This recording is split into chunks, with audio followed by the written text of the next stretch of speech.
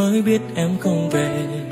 Yêu chi để rồi phải xa lạ, đâu cần em phải hứa em yêu anh. Sẽ chết khi không có anh, rồi thất hứa khi không làm được.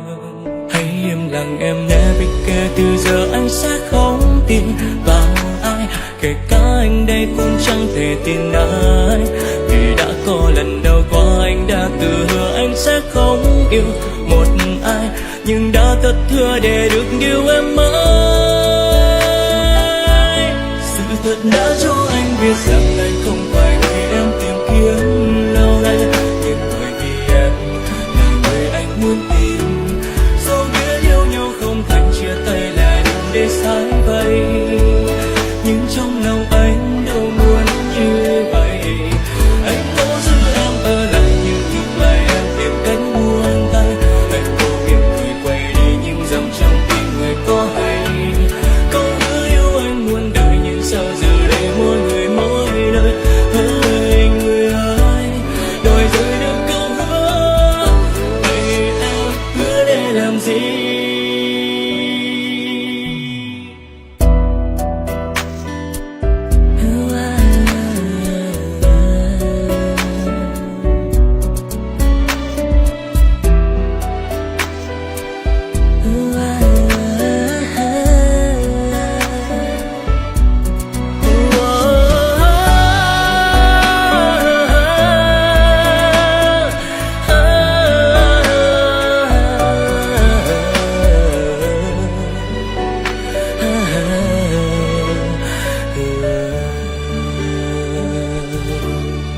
Hãy im lặng em nhé, vì kể từ giờ anh sẽ không tin vào ai.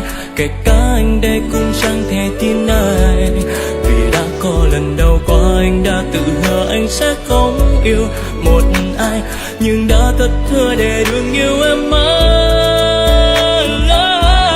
Sự thật đã cho anh biết rằng anh không phải người em tìm kiếm lâu nay, nhưng bởi vì em là người anh muốn tìm.